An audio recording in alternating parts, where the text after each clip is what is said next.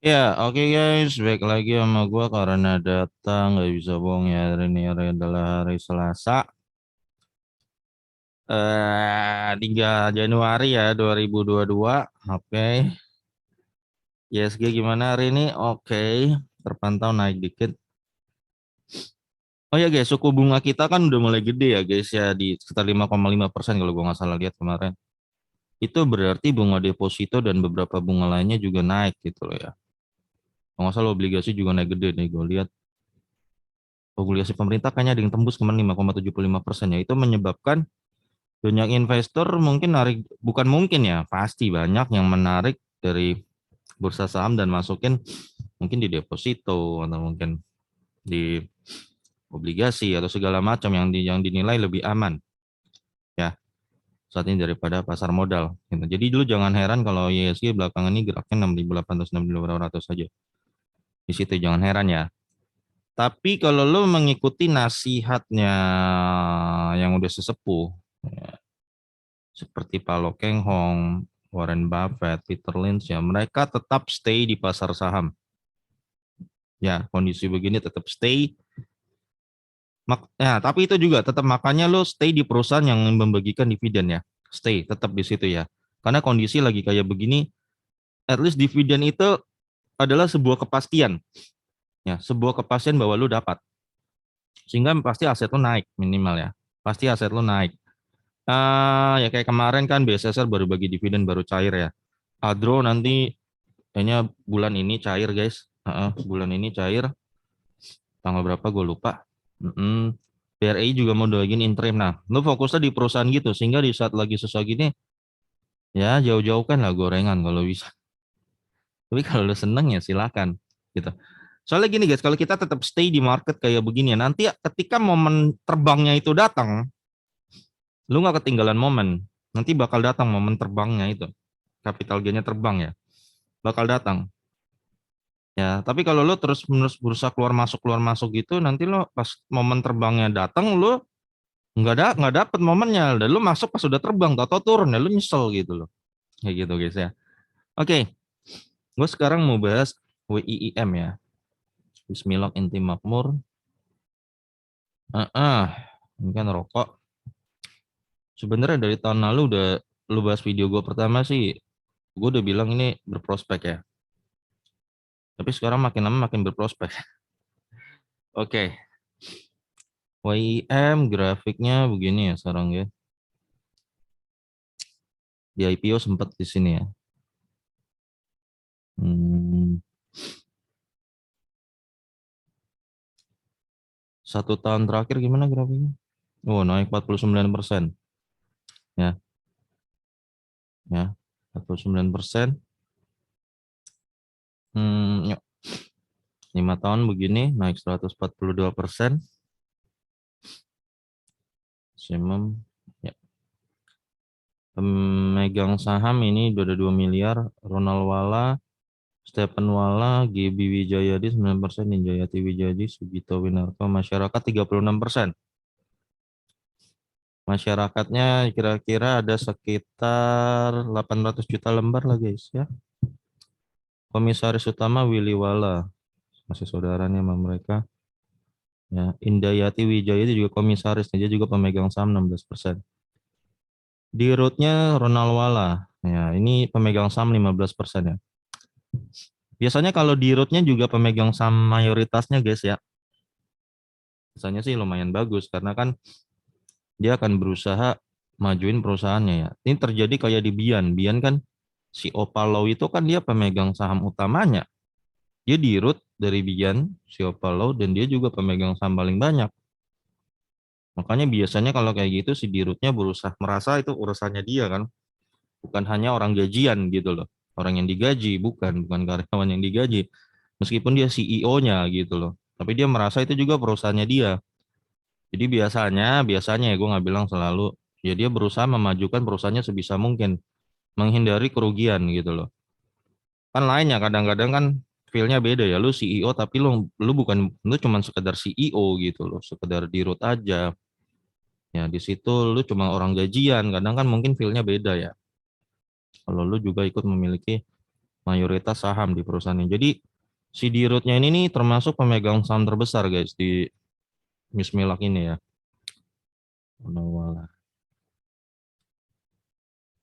Bisnisnya rokok dan apa nih? Oh, pemasaran dan distribusi. Kebanyakan lokal, ekspor hanya kecil lokal ya. Oke, kita lihat laporan keuangannya aja guys. Pintas sebenarnya gue udah lihat bagus ya guys.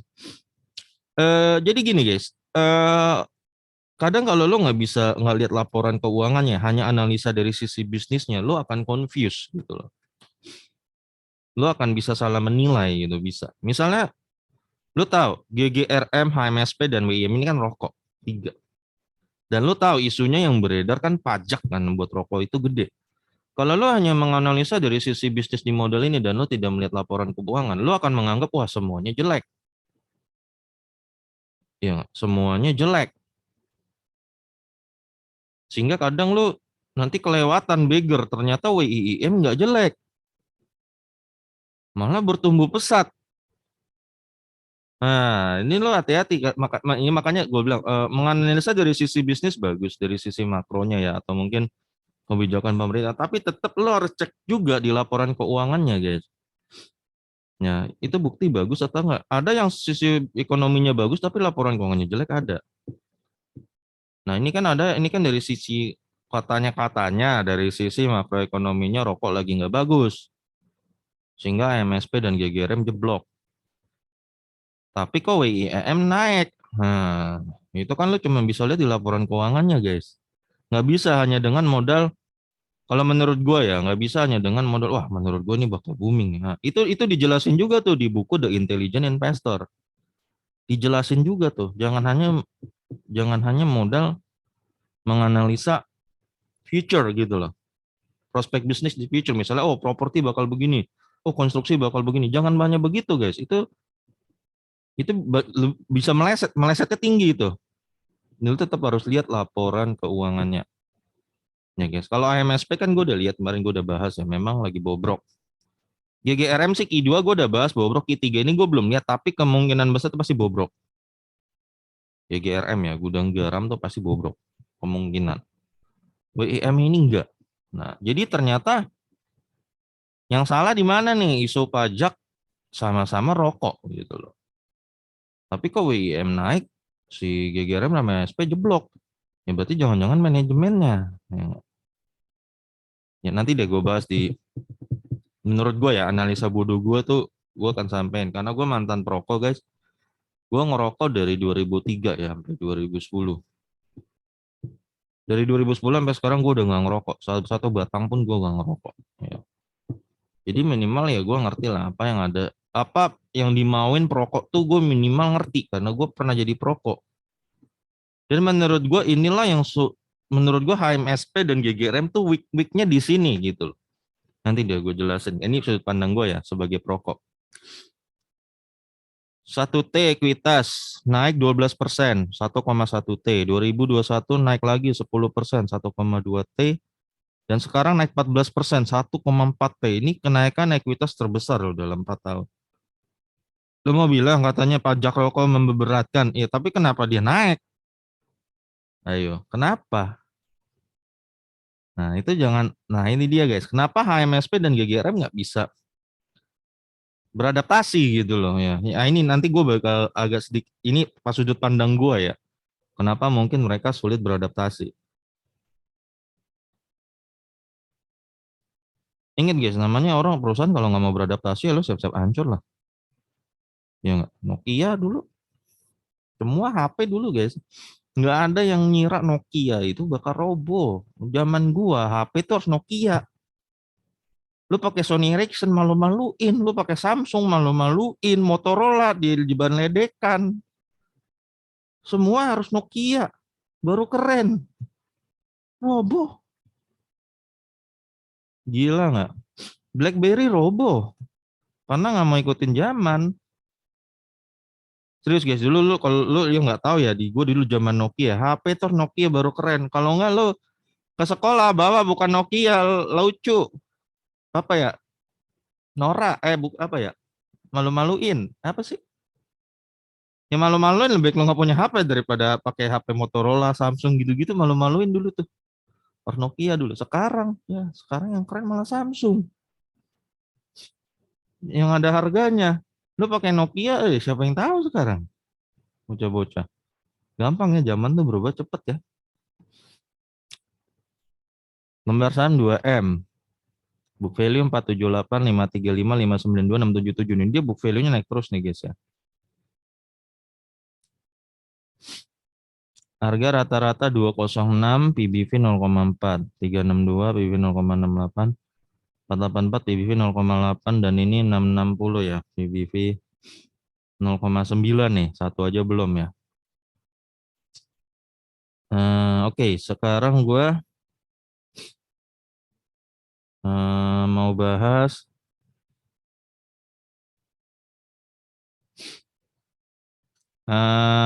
laba, langsung laba ya. Nih laba dia 15 miliar saat itu guys ya. 2019 nih. ROE hanya 1,54%. Jelek ya ROE-nya. Entah kenapa di 2020 dia naik 600% ke 108 miliar ya. Dan ROE 9%. Jadi bagus ROE-nya. 2021 dia naik lagi supil 0,12 ya, masih 108 miliar dengan ROE 8,75%, bagus.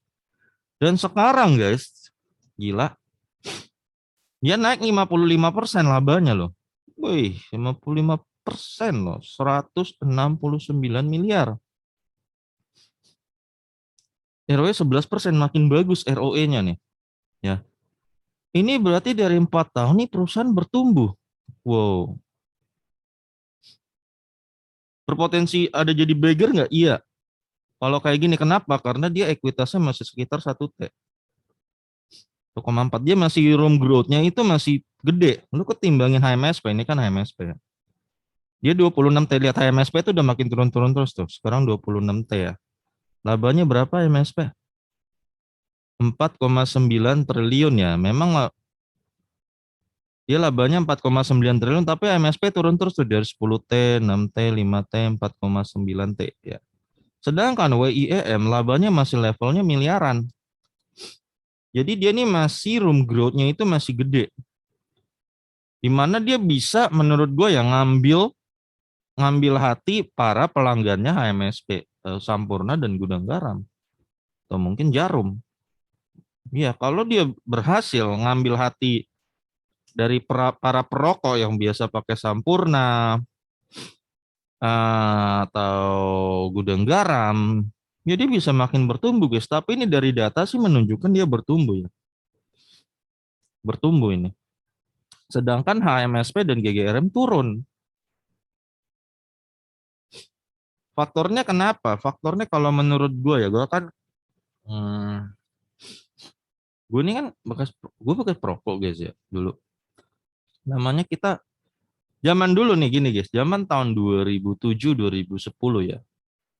Lu makan di warteg tuh 7.000 8.000 udah sama ayam, Bos. Udah sama ayam. Ya. Udah sama ayam itu. Tahun sekarang 2022 lu makan sama ayam ya di warteg ya, gue nggak bilang tempat lainnya, di warteg dulu itu. Karena kan biasa yang perokok kan pasti harus lo ke menengah ke bawah dulu gitu loh. Kebanyakan lo harus laku di kaum mendang-mending dulu, menengah ke bawah, karena biasanya banyak merokok di kaum itu gitu loh. Kaum atas ada mungkin tapi nggak terlalu banyak gitu loh.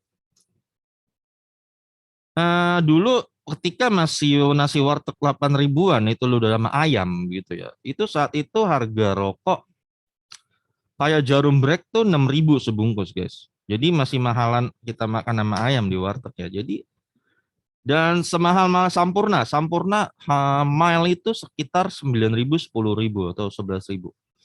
Nah, jedanya itu masih nggak terlalu jauh. Misalnya gue punya duit, kalau makannya itu 8.000 dan beli Sampurna 11.000, masih cuma selisih 3.000, masih terjangkau. Orang masih mau beli Sampurna. Kalau lo mau lebih murah dikit ya gue beli Jarum Black 6.000 waktu itu. Bahkan ada waktu itu temen gue ada yang 5,5 atau apaan tuh rokok apa, pokoknya mel juga. Zaman sekarang tahun 2022 ini ya, ini gua kasih tahu diskrepansi harganya, perbedaan harganya tuh the difference is too high gitu loh, terlalu tinggi ya. Is too far, the gap is very big gitu loh, is very wide, terlalu luas gitu gapnya. Zaman sekarang lo makan di warteg nasi sama ayam, paling enggak lo habis 16-17 ribu lah. Sedangkan Sampurna Mail kemarin ada yang komen di YouTube gue, di video gue yang sebelumnya di MSP, sebungkus 32 ribu. Dulu tahun 2007 nu nasi sama ayam bandingin sama Sampurna Mail itu cuma beda 3 ribu lah. Oke, orang masih mau beli Sampurna Mail selisihnya. Sekarang nasi sama ayam 17 ribu kan.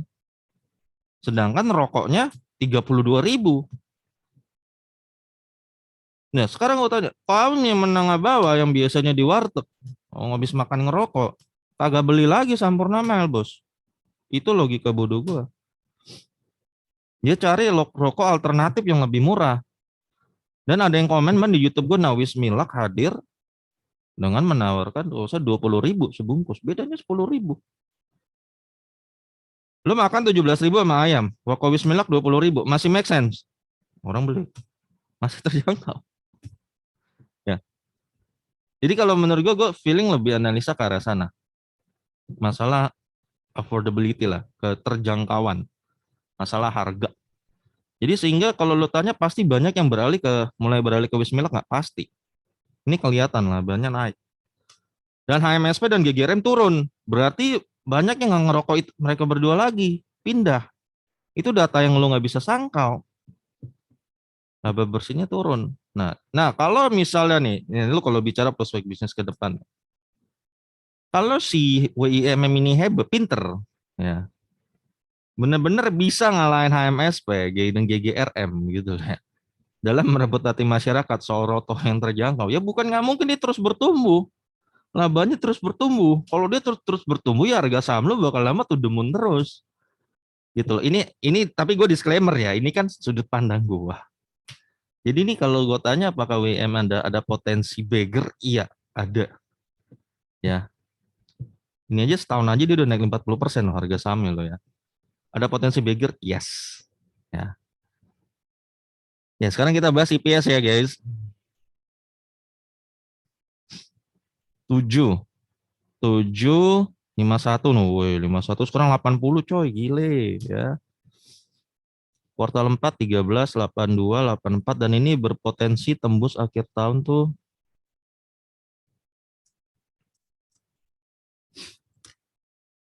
106 ya. Nah, sekarang kita hitung potensi dividennya ya. Gue belum ngit. Bentar ya guys, gue ngeliat dulu dividennya. Sorry, gue belum belum input dividennya. Sorry. Bentar, gue lihat di RTI gue. Dividennya dia itu 3, bentar ya. 3. Terus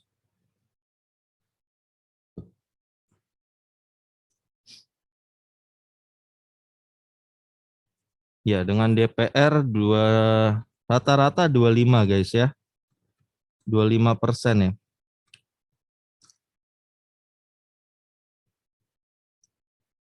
Iya, ini guys akhirnya gue udah berhasil input datanya. Ya, kita bahas nih. Bentar-bentar guys. Oke, dia kan punya 13, dia bagi RP3 ya. Yield hanya 1%, DPR 25%. Dia DPR-nya sih cenderung stabil 25. DPR-nya sih kurang oke ya, tapi lumayan lah. Kurang oke, tapi ya. 82 dia bagi 20, yield 5%. 25. Ini 84 dia bagi 21 ya 25% ya yieldnya ya. Yieldnya sih 4%-an ya. Dia DPR-nya aja kurang aja ya, tapi lu dari secara capital gain lu bakal dapat lumayan oke. Kelihatannya feeling gue ya. Tahun depan dia bakal bagiin berapa? 106 kali 25 ya, dia akan bagiin sekitar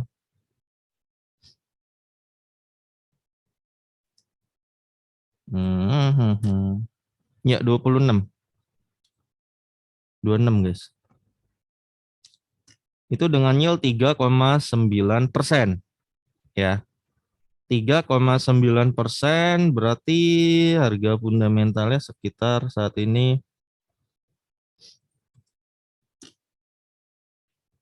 ya 260 sampai 520 ya. Ini kalau dia DPR 25% ya. Sebenarnya kalau DPR di 50% sih ya dia bisa harganya segini ya harusnya. Ya, tapi karena dia cuma 25% segini. Nah, jadi ini dia sedikit minus di dividennya guys. Dividennya DPR hanya 25%. Tapi dari prospek bisnis ya ini kelihatan lagi bertumbuh terus nih. Jadi secara capital gain iya. Feeling gue dia masih bakal terbang lagi. Nah, masih bakal terbang lagi. Ya, apalagi, nah ini nih. Gue maaf ya kalau untuk HMSP dan GGRM itu dari dulu itu rokok itu kurang inovasi dua itu. Dari dulu, dari zaman gue juga. Gimana ya? Masih terus mengandalkan kejayaan masa lalu bahwa mereka rokok mahal gitu loh. Nggak mau efisiensi, nggak mau bikin sebuah produk baru yang terjangkau gitu loh. Menurut gue ya, ini gue pribadi gitu loh. Ya seperti tadi gue bilang, yang lama-lamanya orang rokok pasti menengah bawah, ya pasti ngumpulnya di warteg. Ya, pasti kebanyakan, ya mungkin ada yang ya kalangan atas juga ada, tapi kan nggak sebanyak di bawah. Lo kan cuannya pasti kan di kalangan menengah bawah gitu loh. Sekarang kalau nasi sama ayam 17.000 dan rokok lu 30.000, dan lu terus bersikuku lu mau lakuin tuh 30.000 satu bungkus, ya orang kabur lah bos. Dia cari alternatif lebih murah dan menurut gue Bismillah hadir di dalam apa segmen itu. Ya orang pasti cari alternatif yang lebih murah lah, entah Bismillah kayak entah rokok apa kayak entah rokok merek gak jelas juga ya nongol-nongol nggak apa-apa. Kadang kan orang kan rasa 11-12 aja ngerokok kan selama worth it ya rasanya bukan murahan ya nggak masalah. Oh Sampurna pernah dulu bikin tuh Sampurna kretek tuh yang murahan banget tuh. Maaf ya. Itu mau kayak bikin Jisamsu tapi isinya akar doang. Kagak enak banget sumpah. Maaf ya, itu gue jujur gue ngomong kagak enak banget karena itu lo kayak ngerokok akar. Beda kayak lo ngerokok Jisamsu kan si enak tuh ya. Jisamsu kan enak tuh. Ya enggak? Kalau Sampurna kretek, nah sekalinya bikin inovasi tuh nanggung gitu loh. Kayak Sampurna gitu ya. Jadi orang meskipun murah tapi murahan. Ya dulu gue ingat banget tahun 2006, 2007 Sampurna kretek gope sebatang. Gedenya sama kayak Jisamsu, tapi isinya akar-akar doang gitu. Gue nggak tahu dah lo kayak ngerokok rumput, ngerokok rumput. Kagak enak banget dah di mulut dah. Ya, jadi ya kalinya inovasi begitu gitu, nanggung. Nah itulah kalau gue lihat GGRM dan HMSP tuh masih terus bertahan dengan definisi rokok mereka itu yang mahal. Ini kalau nggak mau inovasi ya siap-siap dimakan sama kayak salah ini Wismilak aja mungkin hanya salah satu kompetitor loh. Mungkin masih ada merek-merek yang nggak jelas lain yang udah mengambil hati masyarakat bisa jadi. Oke guys, gitu aja guys untuk WIM. Ya semoga bermanfaat sampai ketemu di video gue berikutnya karena data yang bisa bohong.